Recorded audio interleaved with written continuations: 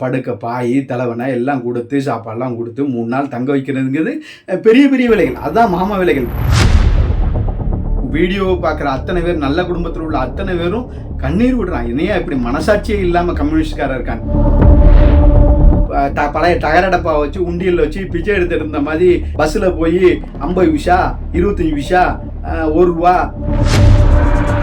நீங்கள் கம்யூனிஸ்டுகள் உண்மையிலேயே உங்களுக்கு சாதி மறுப்பு திருமணத்தில் அக்கறை இருந்துன்னு சொன்னால் அத்தனை கம்யூனிஸ்ட் கட்சிக்காரங்களும் ஒரு 20 ரூபா.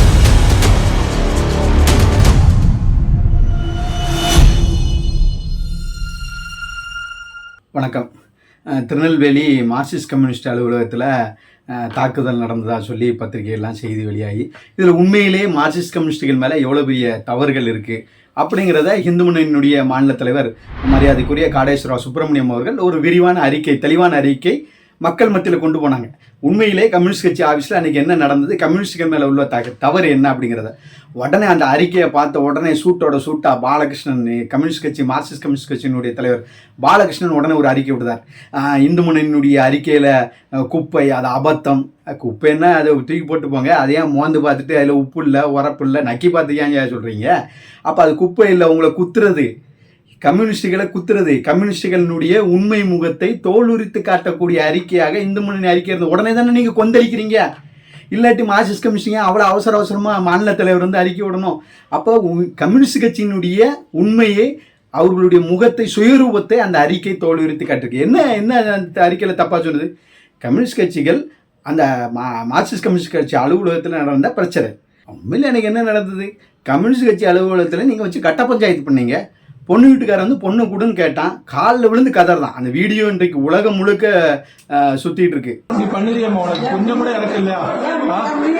விருப்பப்பட்டது 23 லட்சம் 3 நாள் நைட்டு தங்க வைக்கிறியமா? இல்லை என்னமா சொல்லி நீ படிச்ச வக்கீல் சொல்லிதான்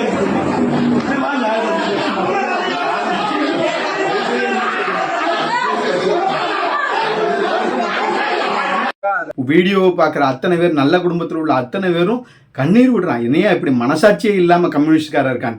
உங்கள் கம்யூனிஸ்ட் கட்சியினுடைய ஆஃபீஸில் போய் அந்த நிர்வாகிகள் காலில் விழுந்து, பெண்ணை பெற்ற அந்த சகோதரனும் பெற்றவங்களும் போய் காலில் விழுந்து, ஏம்மா என் பிள்ளையை கொடுமா, என் பிள்ளையை பார்க்கணுமா, என் பிள்ளையை என்கிட்ட ஒப்படைங்கம்மான்னு காலில் விழுந்து கதறான வீடியோ. அந்த வீடியோவை பாலகிருஷ்ணன் ஆச்சு, நீங்கள் பார்க்கலையா? முதல்ல அதை பாருங்கள். மக்கள் கொதிச்சு போயிருக்கிற அந்த வீடியோவை பார்த்து, ஏங்க உங்களுக்கு கம்யூனிஸ்ட் கட்சி ஆஃபீஸில் நீங்கள் சாதி மறுப்பு திருமணம் நடத்துங்க, யார் வேண்டாங்க? உடனே கம்யூனிஸ்ட் பாலகிருஷ்ணன் கேட்குறாரு, சாதி திருமணத்தில் இந்து முன்னணியினுடைய நிலைப்பாடு என்ன? இந்து முன்னணி தான் பல காலமாக சொல்லுது, எங்களுக்கு ஜாதியில் நம்பிக்கை கிடையாது, ஜாதி எல்லா சமரசம் வேணும். இந்து முன்னணியாக தான் சொல்லுது, சாதி மறுப்பு திருமணத்தில் யாருக்கு எந்த மாற்றுக்கத்தில். ஆனால் நீங்கள் ஜாதி மறுப்பு திருமணம் என்கின்ற பெயரில் அரசியல் பண்ணுறீங்கல்ல, அதைத்தான் எதுக்குறேன் நான் கேட்குறேன். திருநெல்வேலியில் இருக்க, தமிழ்நாட்டில் இருக்கக்கூடிய கம்யூனிஸ்டுகள், நீங்கள் கம்யூனிஸ்டுகள் உண்மையிலேயே உங்களுக்கு சாதி மறுப்பு திருமணத்தில் அக்கறை இருந்துன்னு சொன்னால் அத்தனை கம்யூனிஸ்ட் கட்சிக்காரங்களும் ஒரு 20 ரூபா பத்திரம் வாங்கி, என் பிள்ளைக்கு, என் பொண்ணுக்கு, என் பேரனுக்கு, என் பேத்திக்கு நான் பட்டியலின சமூகத்தில் இருந்தால் நான் பொண்ணு எடுப்பேன், 20 ரூபா பத்திரத்தில் நீங்கள் எழுதி கொடுங்களேன் பார்ப்போம். அவன் வீட்டு பொண்ணுக்கு நீ சாதி மறுப்பு திருமணம் பண்ணுங்க, அடுத்த வீட்டு பொண்ணுக்கு நீயா ஜாதி திருமணம் பண்ணுறது? அடுத்தவங்க பத்து வளர்த்து போகிற பிள்ளைக்கு நீ கூப்பிட்டு வச்சு கம்யூனிஸ்ட் கட்சி ஆஃபீஸில் கூப்பிட்டு வச்சு திருமணம் பண்ணி வச்சேன்னா பார்த்துட்டு சும்மா இருப்பானா? பெத்த வந்து கேட்க தானே செய்வான். கம்யூனிஸ்ட் கட்சிகள், நீங்கள் கம்யூனிஸ்ட் சித்தாந்தத்தை வழங்க, கம்யூனிஸ்ட் கட்சியை வழங்க, மக்கள் பிரச்சனையை பற்றி பேசுங்க. மக்கள் பிரச்சனையை தீர்க்க வேண்டிய கட்சிகள் மக்களுக்கு பிரச்சனையாக இருக்குது. இன்னைக்கு கம்யூனிஸ்டுகள் அதைத்தான் பண்ணுறான். நீங்கள் ஒரு காலத்தில் கம்யூனிஸ்டுகள் என்ன பண்ணால், எனக்கு தெரிஞ்சு பஸ்ஸில் போய் 50 பைசா 25 பைசா 1 ரூபா பழைய டகரடப்பா வச்சு உண்டியல் வச்சு பிச்சை எடுத்துட்டு இருந்த மாதிரி தர்மம் எடுத்து, ஐயா நாங்கள் அதுக்கு போராடுறோம் இதுக்கு போராடுறோம்னு சொல்லி நோட்டீஸ் கொடுத்து பஸ்ஸாக ஏறி வீடு வீடாக போய் தர்மம் எடுத்துட்டு உண்டியல் குளிக்கிட்டு இருந்தாங்க கம்யூனிஸ்டுகள். 1 ரூபா 2 ரூபான்னு. அதுக்கப்புறம் கொஞ்சம் வளர ஆரம்பித்தாங்க. எப்படி? கூலி தொழிலாளர்கள், ஆட்டோ தொழிலாளர்கள், அரசு ஊழியர்கள், இவங்ககிட்டலாம் வந்து தொழிற்சங்கம்னு ஆரம்பித்து அதுக்கு சந்தா கொடுன்னு சொல்லி 100 200 1 ரூபா 2 ரூபாலேருந்து 100 200க்கு கம்யூனிஸ்டுகள் வளர ஆரம்பித்தாங்க. அதுக்கப்புறம் எப்படி வளர ஆரம்பித்தாங்க? இப்போ திமுக கூட எல்லாம் கூட்டணி வச்சு பத்திரிகையில் பார்க்குறோம், 20 கோடி 25 கோடி அப்படின்னு தேர்தல் நிதி வாங்கி வளர்றாங்க. 1 ரூபாயில் இருந்து 100 ரூபாய்க்கு வந்து 1000 ரூபாய்க்கு வந்து இப்போ வந்து கோடிக்கணக்கில் கம்யூனிஸ்டுகள் வளர்ந்துருக்கீங்க. இது வளர்ச்சி, உங்கள் வளர்ச்சி. இதை யார் வந்து தடுக்க போகிறா? இது வந்து நீங்கள் செய்யக்கூடியது. நீங்கள் வளருங்க, என்னமும் செய்யுங்க அப்படின்னு மக்கள் விட்டுருவோம். ஆனால் அடுத்த வீட்டு பிள்ளைக்கு நீங்கள் கூட்டு வச்சு கல்யாணம் பண்ணி வச்சிங்கன்னா அதை பார்த்துட்டு சும்மா இருப்பானா? நீங்கள் கம்யூனிஸ்ட்டு வழங்க, அதை விட்டு நீங்கள் மாமா வேலைகள்லாம் பார்க்க ஆரம்பிச்சிங்கன்னா, மாமா வேலைன்னா தப்பாக நினச்சிக்கிடாங்க. இன்றைக்கி நல்ல தூய தமிழ் கூட கெட்ட வார்த்தை ஆகிப்போச்சு. ஆத்தாங்கிறது அருமையான தமிழ், அதுவும் இன்றைக்கி கெட்ட வார்த்தை ஆகிப்போச்சு. அதுபோல் இந்த மாமாங்கிறது, மாமான்னா பெரிய பெரிய வேலைகள், சாதாரண வேலைகள் இல்லைங்க. ஒரு ஜாதி மறுப்பு திருமணம் கல்யாணம் பண்ணி வரோம், 2 பேரை வந்து கல்யாணம் பண்ணி வச்சு ஆஃபீஸில் வச்சு கல்யாணம் பண்ணி வச்சு அவங்களுக்கு உண்ண உணவு, உடை, உறைவிடம், படுக்க பாய், தலைவனை எல்லாம் கொடுத்து சாப்பாடெல்லாம் கொடுத்து 3 நாள் தங்க வைக்கிறதுங்கிறது பெரிய பெரிய வேலைகள். அதுதான் மாமா வேலைகள். மாமான்னா பெரிய பெரிய வேலைகள். இப்படி மாமா வேலைகள் பண்ண ஆரம்பிக்கும் போது மக்கள் வந்து பெத்தவன் வந்து கேட்க தானே செய்வான், ஏங்க என் பிள்ளையை கொடுங்க, நாங்கள் பார்த்து விடுவோங்க. நான் சொல்லுவேன், சாதி மறுப்பு திருமணத்தை கம்யூனிஸ்டுகள் ஆதரிக்கிறீங்க, சரி. சாதி மறுப்பு திருமணம் ஒருத்தர் வாரான், நீங்கள் சட்டப்படி என்ன பண்ணணும்? போலீஸ் ஸ்டேஷனில் போய் கம்ப்ளைண்ட் கொடுக்கணும்.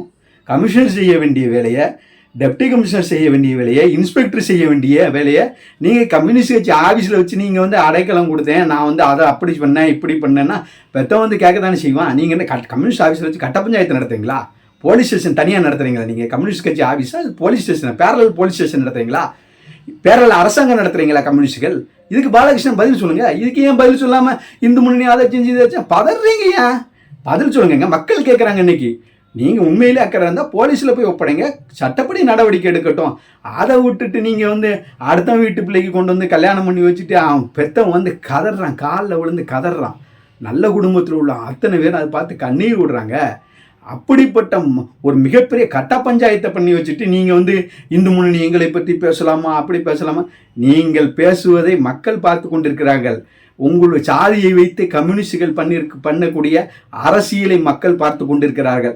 மக்கள் மன்றத்தில் நீங்கள் பதில் சொல்ல வேண்டிய காலம் விரைவில் வெளிவரும். இந்து முன்னணி தொடர்ந்து கம்யூனிஸ்டுகளினுடைய இந்த முகமூடியை, இந்த கம்யூனிஸ்டுகளினுடைய இரட்டை தன்மையை, கம்யூனிஸ்டுகள் மக்கள்கிட்ட ஒரு மாதிரி பேசுகிறான், வெளியில் வந்து ஒரு பேசக்கூடிய இந்த இரட்டை நாக்குத்தன்மையை இந்து முன்னணி தொடர்ந்து சொல்லிக்கொண்டே இருக்கும். நீங்கள் கதறிக்கொண்டே இருங்கள். இதுபோல பாலகிருஷ்ணன் அவர்கள் இந்து முன்னணி மேல் கோபத்தில் இன்னும் நிறைய அறிக்கை வெளியிடுங்க.